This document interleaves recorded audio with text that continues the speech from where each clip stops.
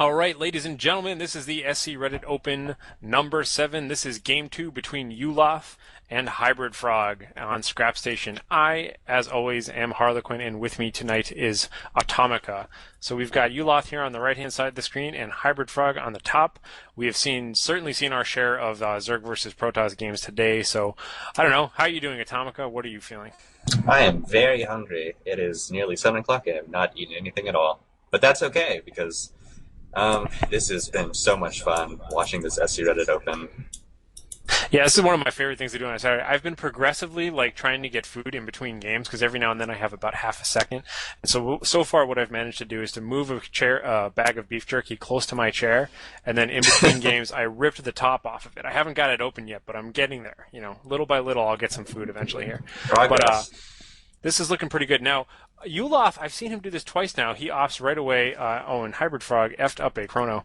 But I've seen HybridFrog do this twice today, which is that he starts with he goes right up to 10 drones and then gets his Overlord, and then he goes for the extractor trick. I'm not sure why he does it, but interesting. Usually it's always better to go 9 and then get a single Overlord and then get the 10th one. And you almost always work out to be about 10 or 15 minerals in advance from that. So I'd just like to throw that out there for any up-and-coming Zerg players who are curious about those build orders. But I don't normally see that build order anymore just because it has been so conclusively proven. But looks like we've got a nice little forge opening here from HybridFrog. Looks like he's trying to wall off his expansion. This is pretty interesting.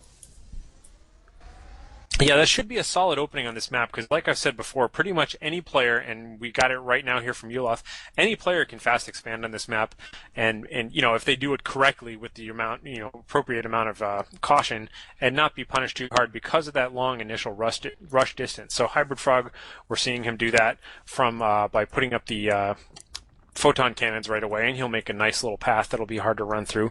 Meanwhile, we've got the 14 or 15 hatch by Yulath, and we'll have to see exactly where he's going to go from there. But kind of both players can do this, so we'll have to see. Indeed. Yeah, you know what I'd love to see Yulath do is just go into a completely pro, get his second gas early, go tier 2, and get 1 or 2 gas up at his expo, and just go right into mutas. I haven't seen that for a while, and as soon as I guess he's already scouted a little bit of HybridFrog's base, and he knows how vulnerable it is to muta. That should be good.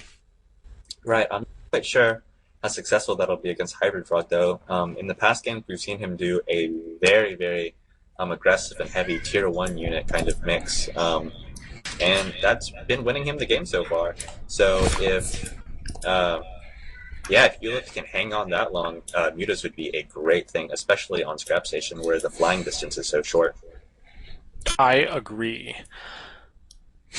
So interesting here. I want to see him capitalize on this. Now, in the past, when we've seen a Zerg player, this is a real big problem. Zerg's eyes should light up when he sees that Protoss has gambled everything and taken this fast expansion. Because, man, if you thought a 4-gate could spit out a huge timing attack on one base, on 2 bases with proper economy, it's a lot of units that suddenly Protoss can just come out and kind of turbo roll your army. Whereas Zerg tends to behave like a 1-base army, even when they have 2 bases. Zerg is kind of, they have to spend so much time getting drones and stuff that they often don't benefit immediately from having a second base. So a lot of Zerg players will opt to get a 3rd base upon seeing a second base for Protoss, which is kind of tough to do on this map because your 3rd base is really far out there. And it looks like he's got second gas. He's going tier 2. If I see a 3rd gas or maybe even a 4th gas at his expo, I'll feel very comfortable in saying he's going for mutas initially. But he could just be going straight hydras as well, which doesn't require that much gas. There's the 3rd gas right there. So this could very well be a muta build. And he's got 2 queens at his expo and 1 at his main. So hopefully that second queen will get this creep connected, which is exactly what he's doing. So pretty predictable so far. Right, so Yulath is pulling up that second gas, first gas on his second expansion right now, so slowly beginning to saturate it. Meanwhile, HybridFrog is actually going for a Robo right now, so he's looking for kind of a combination of Warp Gate. How many Warp Gates does he have right now?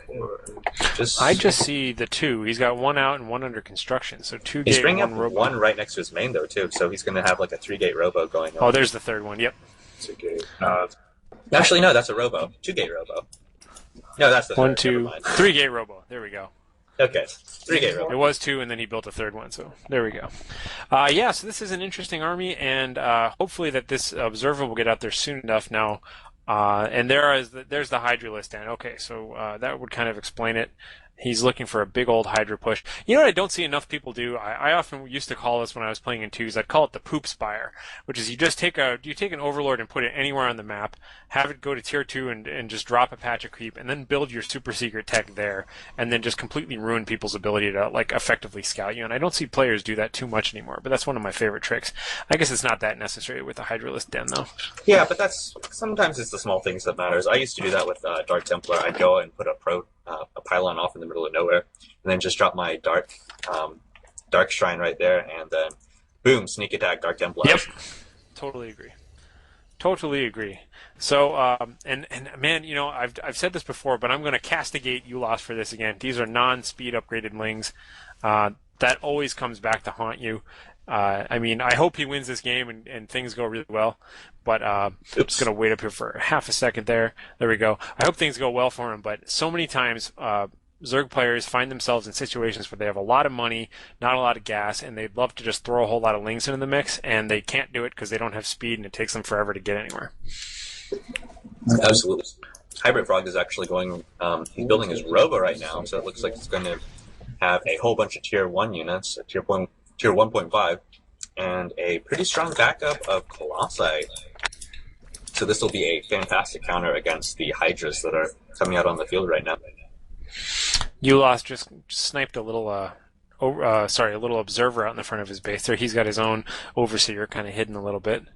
Was able to take that out, so that's always good. I kind of want to see him connect this creep again. I'm always kind of picky about creep, but to have everybody like speed up and then slow down and then speed up again is kind of annoying, especially when he's got all these overlords. Now, I like assuming that these overlords aren't just here because they're waypointed, but if he's planning on moving them around with his Hydralisk, that's really helpful because then he can have kind of creep wherever he goes. Especially with the patch coming up, overlords are going to be able to continue producing creep while they move, which is awesome for a Zerg army because then you don't have to keep waiting for them to put it down and stuff like that. So that could be really cool.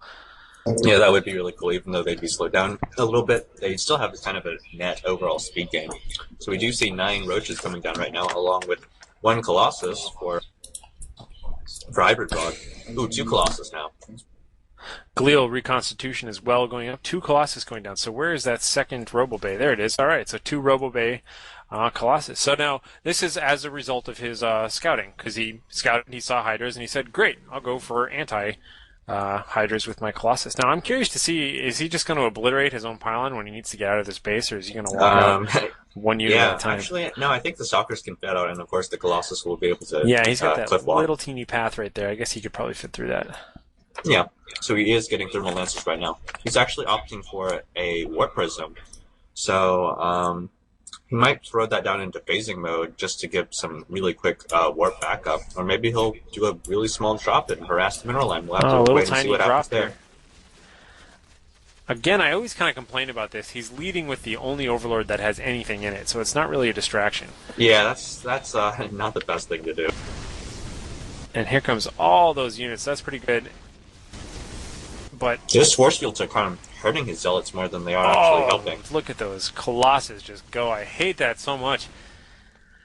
Boy, I mean, he killed everything but the Colossus, and then he lost everything else. So I'd be curious to see. He's getting lots of pylons up north. He wants to be able to reinforce there.